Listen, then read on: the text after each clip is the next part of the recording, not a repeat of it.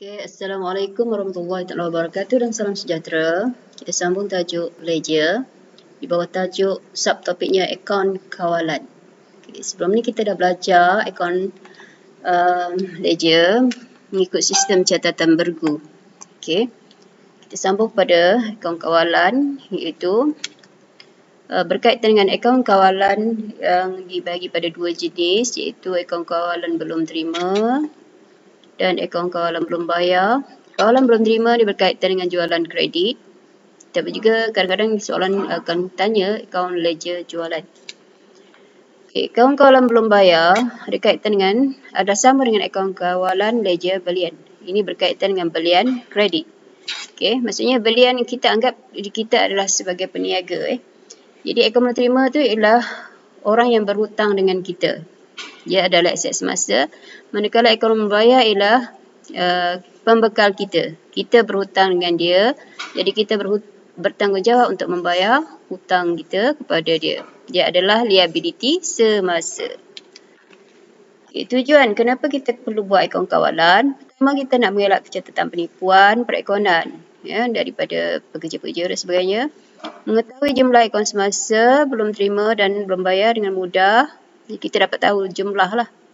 Kita tak tahu, kalau sebelum ni kalau kita tak buat akaun kawalan belum terima, kita terpaksa mirror setiap satu akaun belum terima tu. Sebagai peniaga, kita mesti peniaga yang besar, perniagaan yang besar, kita punya banyak akaun belum terima. Mungkin ada lebih daripada 10 dan sebagainya lah. Akaun belum bayar, siapa kita berhutang dengan dia.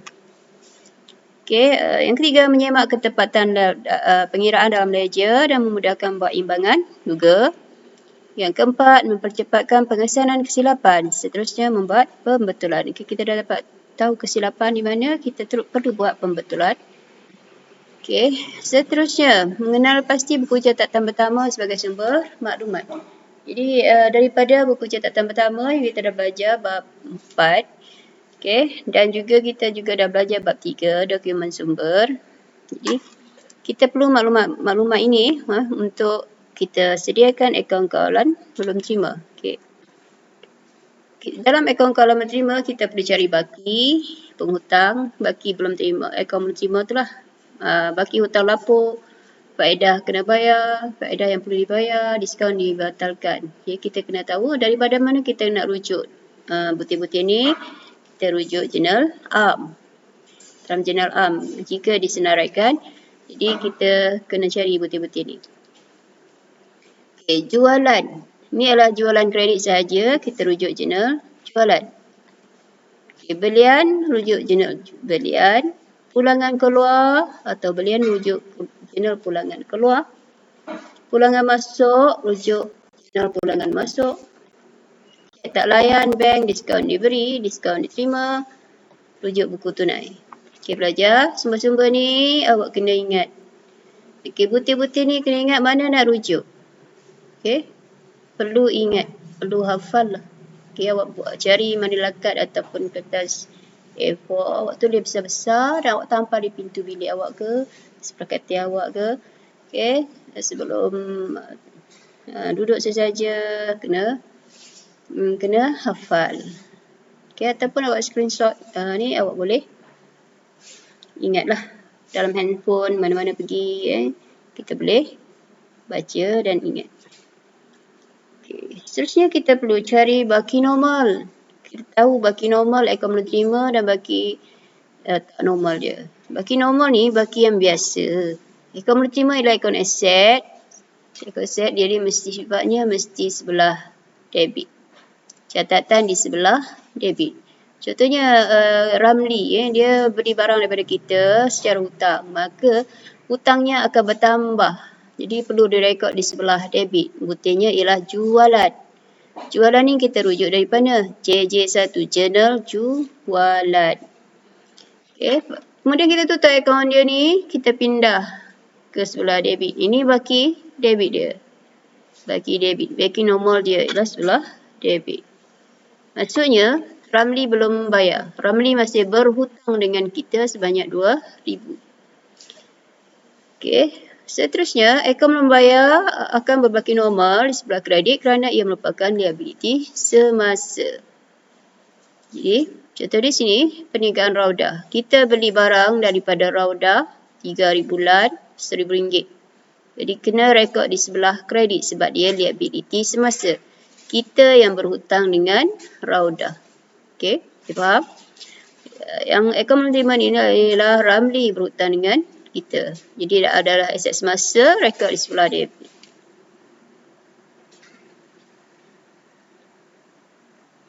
So, normalnya akaun menerima debit, akaun membayar kredit. Okay, baki minoriti,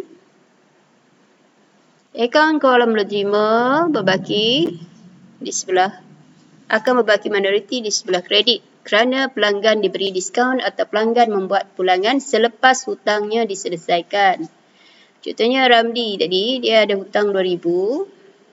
Okey, tutup akaun RM2,000. Tetapi setelah dia membuat pembayaran, dia bayar 12 hari bulan, tetapi dia buat pemulangan barang 200, maknanya dia telah pulangkan barang. Sepatutnya sebagai peniaga kita bagi dia, bayar dia semula 200 tu. Tapi sebab kita belum bayar, maka kita rekod dia di sebelah kredit. Itu menunjukkan peniaga pula berhutang dengan Ramli disebabkan belum bayar, belum buat bayaran terhadap pulangan yang telah dipulangkan. Si Ramli pulangkan barang, jadi kita sepatutnya bayarlah semula RM200 tu. Tapi sebab kita belum bayar, jadi kita kreditkan akaun Ramli RM200. Akaun belum bayar akan berbaki minoriti sebelah debit kerana peniaga menerima diskaun atau peniaga memulangkan barang kepada pembekal setelah hutang diselesaikan. Jadi sama kes dengan akaun belum terima. Ini apabila kita memulangkan barang setelah hutang kita selesai. Okey. Jadi kita akan rekod dia di sebelah debit. Okey, hutang kita dengan Raudah RM1,000. Kemudian bila kita buat bayaran RM1,000. Kemudian pada tarikh yang berlainan kita ada pulangkan barang, maka perlulah kita transfer baki itu di sebelah debit. Itu menunjukkan peniaga berhutang. Akaun belum bayar, perlu membayar balik kepada kita sebagai peniaga lah. Jadi tadi kita berhutang RM1,000, tapi bila kita pulangkan barang RM300, sepatutnya Raudah bayar pada kita RM300. Ni dalam kes ni dia belum bayar, so kita rekod di sebelah debit. Itu minoriti.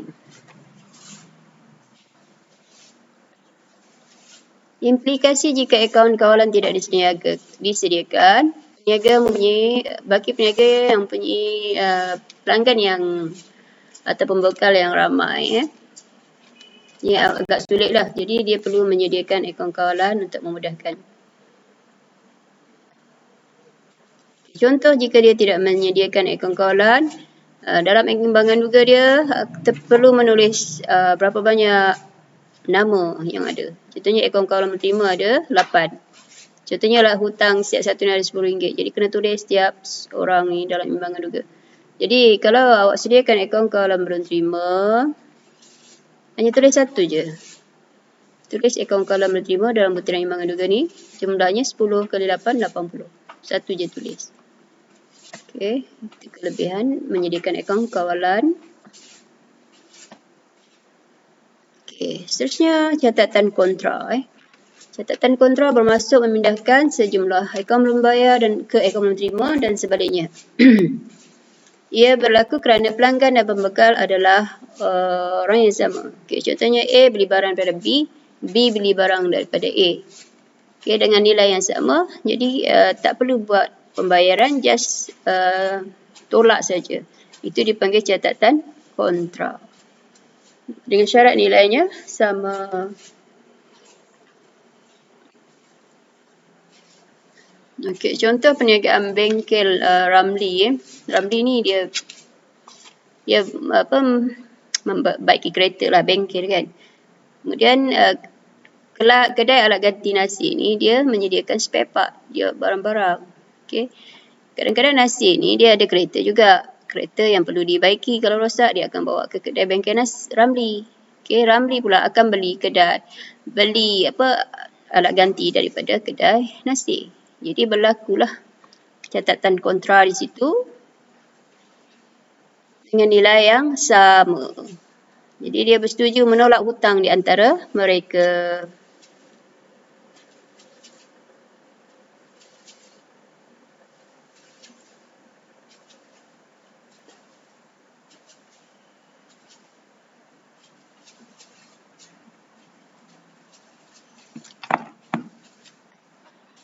Okey, kita tengoknya.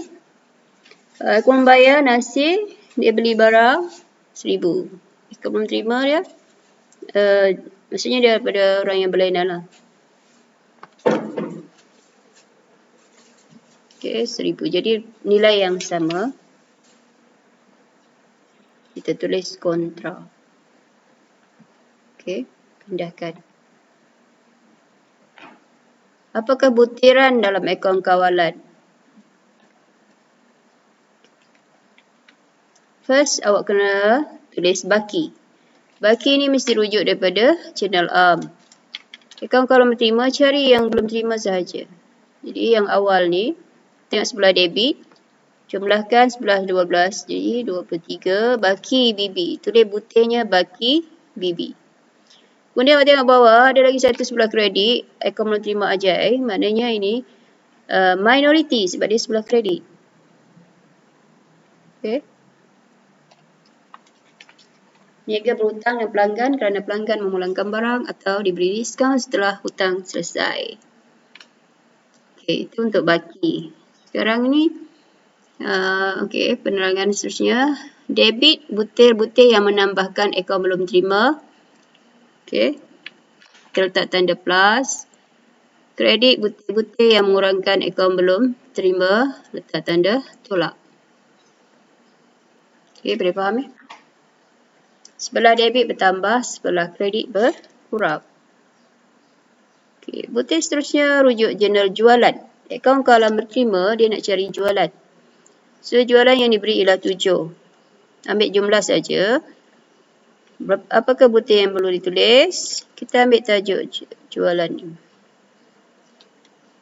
Kita tulis jualan saja. Akaun tak perlulah tulis. Okay. Sini kredit, maka dalam akaun kawalan mesti debit. Jualan secara kredit saja, jangan ambil jualan secara tunai. Okay, dalam buku tunai, kita ikut je lah point ni. Okay, cek tak layan. 5 hari bulan ada cek tak layan. RM8 ni. Sebenarnya Siti ni 4 hari bulan ni ada bayar. Okay. Dia bayar hutang dia RM8. Bagi dia diskaun RM1. Tetapi bila kita bawa cek ke bank, cek tadi telah tidak dilayan oleh bank. Dia tulis cek tak layan. Okay, ni 4 hari bulan dengan 5 hari bulan ni ada kaitan. Nilai yang sama. Kita 4 hari bulan kita terima duit, cuma cek daripada dia, kita dah rekod buku tunai. Tetapi bila kita bawa ke bank, cek itu tak boleh digunakan. Telah ditendang oleh pihak bank. RM8, nilai yang sama. Okey, jadi bila ada cek tak layan, kita akan tambah semula dalam akaun kawalan berterima. Sebab dia tak jadi bayar hutang dia tadi sebab duitnya tak ada di bank dan sebagainya lah. Jadi kita masuk di sebelah debit, kita tulis cek tak layan. Okay. Okay, jadi kita tak boleh dapat duit daripada bank tadi. So kita tambah semula dalam akaun kawalan berterima hutang tadi. Jadi dia tak dikira lah pembayaran tadi. Kita tambah balik hutang dia sebelah debit.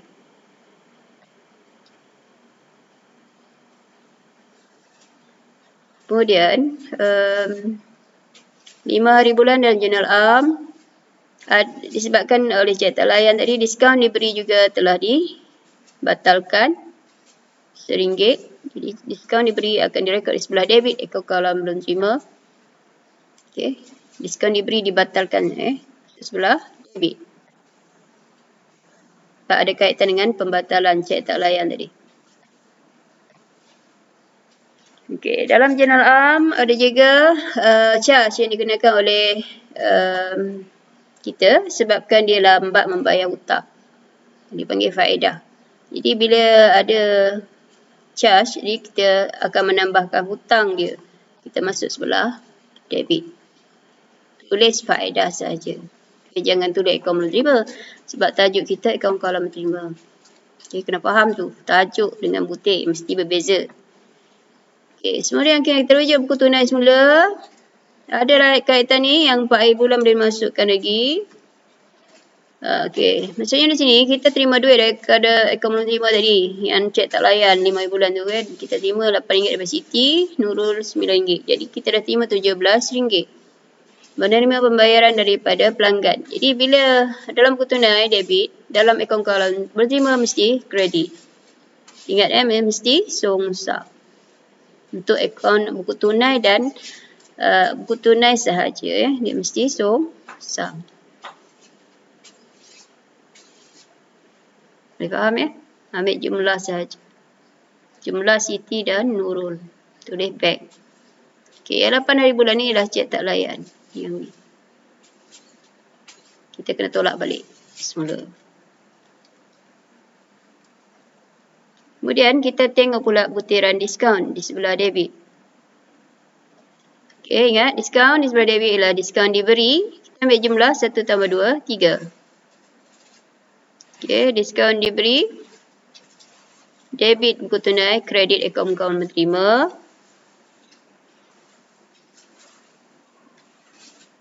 Okey, seterusnya.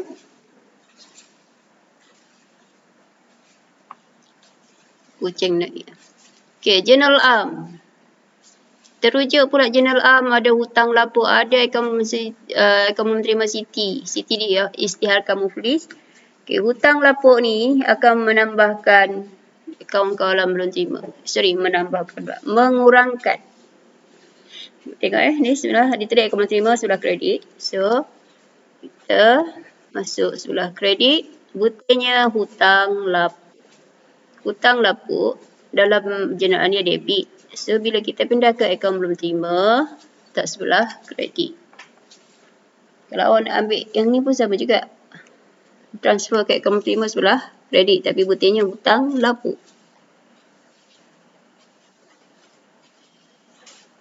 Kenapa hutang lapuk? Mungkin Siti ni muflis dia kata. Ataupun ada juga kalau tak muflis mati, gila dan sebagainya. Jadi bila dia tak mampu bayar, kita anggap dia sebagai lapuk lah hutang tu.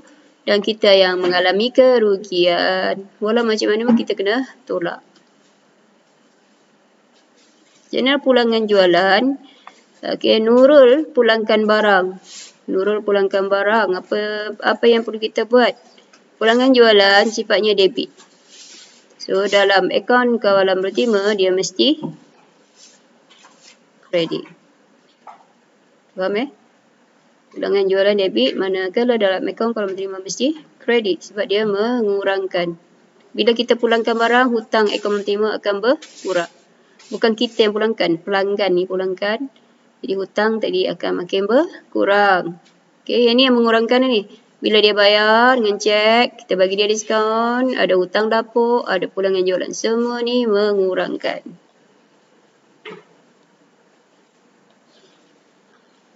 Okey, kenapa ada pulangan jualan? Kerana pelanggan memulangkan barang yang rosak, salah jenama dan sebagainya lah. Okay, dalam jurnal am ada catatan kontra. Tadi kita dah belajar catatan kontra itu di antara pelanggan dengan pembekal A dan B tadi. Contoh dia membeli dan menjual di kedai yang berlainan tapi berurus niaga dengan jumlah yang sama. Jadi dalam akaun kawalan menerima kita kena rekod di mana? Jurnal am dia debit. Kita pindah ke akaun belum bayar sebelah kredit. Jadi akaun belum terima ni kena rekod di sebelah kredit. Kita ambil yang ni, belum bayar. Kenapa kita kontra? Sebab kita pergi buat kontra kepada akaun belum bayar. Kita tulis akaun kontra belum bayar RM5. Contohlah. Okey. Dah habis sumber-sumber tadi kita rujuk. Kita jumlahkan. Kita dah tahu sifat akaun kawalan belum terima, normalnya debit. Jadi biasanya jumlah debit lebih besar daripada kredit. Kita kira. Jadi kita kira. Dapati jumlah debit RM81. Kita masukkan di sebelah kredit jumlah yang sama. Kemudian RM41 tolak.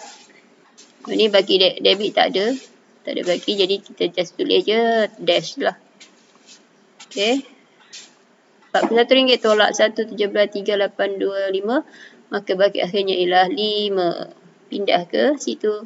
Sebenarnya ini 5 bukan 6. Tolong tengok buku awak. Tekan dia adalah 5. Okay, kontra ni ialah pelanggan dan pembekal adalah orang yang sama, A atau B lah. Dan itu hutang diselesaikan secara menolak di antara kedua-duanya. Okay, seterusnya akaun kawalan belum bayar.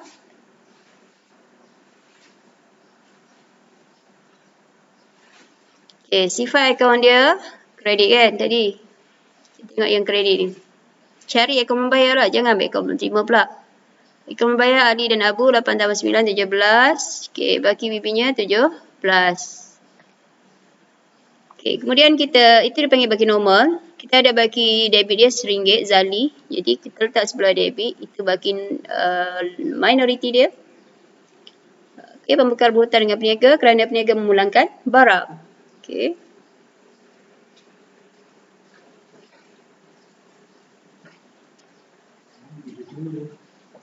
Kredit betul-betul yang menambahkan akaun membayar. Sebelah sini bukan kredit, ini debit ni. Maaf, ini tak dapat betulkan. Untuk ini betulkan ia debit. Sebelah debit berkurang. Dia bertentangan dengan akaun belum terima tadi. Jadi kena ingatlah, ini akaun liability sifat dia kredit. Bertambah di sebelah kredit, berkurang di sebelah debit. Okay, jana belian. Dalam akaun kawalan belum bayar, dikait dengan belian. Jadi kita ambil jana belian. Ini akaun belian dia, debit. Dalam akaun kawalan belum bayar, mesti kredit. RM9. Belian secara kredit. Okay. Dalam jurnal am, kita rujuk jurnal am, ada kaitan dengan, ada perkataan akaun belum bayar lagi. Ali, dia pembekal mengecas kos angkutan. Maksudnya kita kena bayar cas kerana kos angkutan. So, bila kita kena bayar kos, jadi dia akan menambahkan akaun belum bayar. Menambahkan akaun belum bayar. Jadi, rekod di sebelah kredit. Dia faham Sebelah sini menambah, sebelah sini berkurang. Ingat kalau ada cas angkutan, maknanya rekod di sebelah kredit.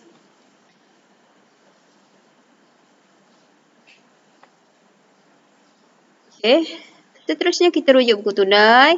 Kita cari perkataan akaun belum bayar. Okay, tarikhnya 25 hari bulan Ali dan Abu. Apa maksud dia? Ali dan Abu bayar.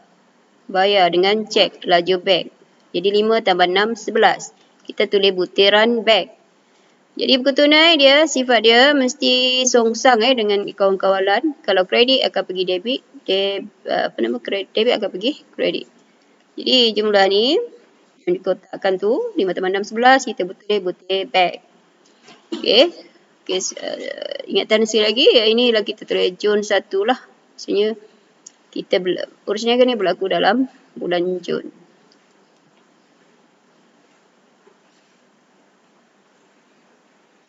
Okay, sebenarnya baki bibi dah Jun. Jadi di bawah ni kita kira baki akhirnya ialah 30 Jun lah. Okay.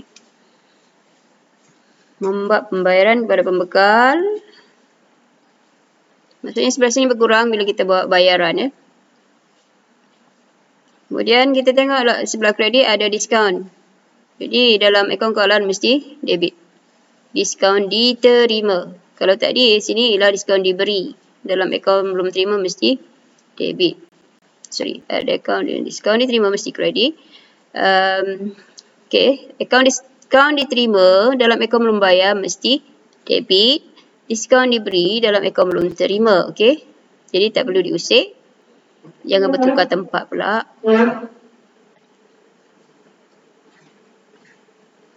Jadi kenapa? Kerana dia peniaga menjelaskan bayaran hutang pada masa yang ditetapkan.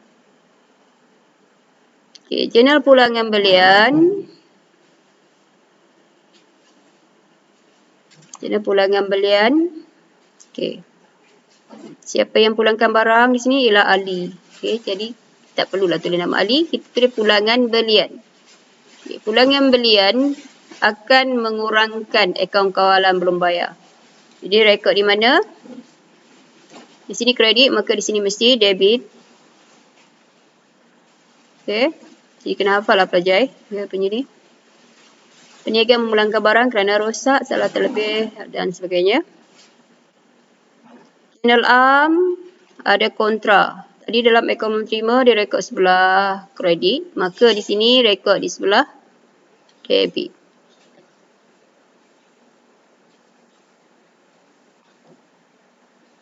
Sebenarnya bukan akaun belum bayar. Sini ialah akaun belum terima. Kontra.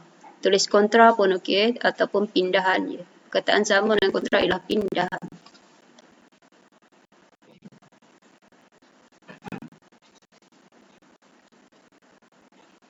Okey, jumlahkan. Akaun kawalan normalnya kredit. 27. Kemudian kita cari baki akhir dia. 27 tolak 1, tolak 11, tolak 2, tolak 1, tolak 5. Maka baki akhirnya 8. 8 atau 6. Ya, cuba kira betul-betul. Sebab ini tak boleh nak betulkan PowerPoint ni.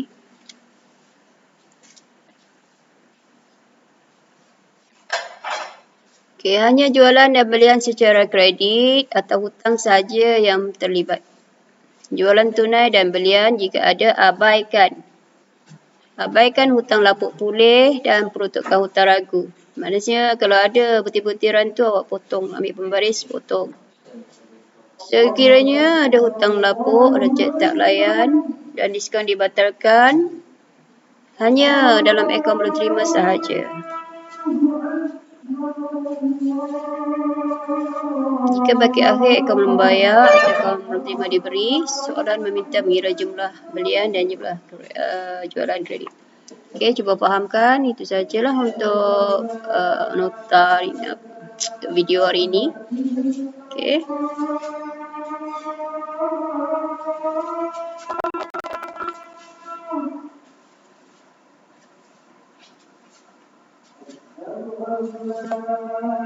Cuba fahamkan ya.